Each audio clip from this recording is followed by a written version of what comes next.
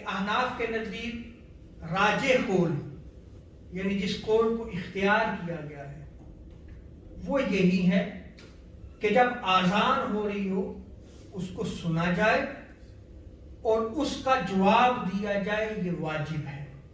جیسا کہ حضرت ابو سعید خدری رضی اللہ تعالیٰ عنہ کی روایت میں آتا ہے کہ آقا علیہ الصلوۃ والسلام نے ارشاد فرمایا کہ جب تم آذان کو سنو تو اسی کی مثل کہو جو مؤذن کہہ رہا ہے۔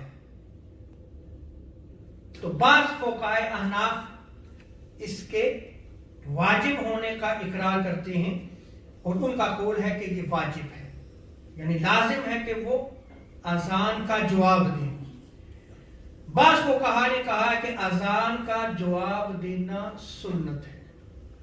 بعض فقہاء نے یہ بھی کہا ہے کہ زبان سے اذان کا جواب دینا مستحب ہے، لیکن عملی جواب واجب ہے۔ عملی جواب کیا ہے؟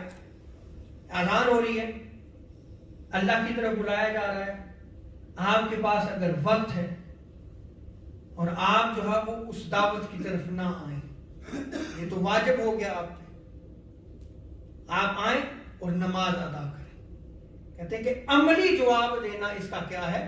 واجب ہے، کیونکہ اسے دعوت دی گئی ہے، اللہ کی طرف بلایا گیا ہے اس کو۔ اور بعض فقہاء نے یہ بھی لکھا ہے کہ مؤذن کا جواب دینے میں فضیلت ہے۔ مؤذن اذان دے رہا ہے تو اس کا جواب دینے میں کیا ہے؟ فضیلت ہے، جیسے میں نے ابھی آپ کے سامنے روایات نقل کی۔ لیکن راجح قول کیا ہے کہ اس کا جواب دینا واجب ہے۔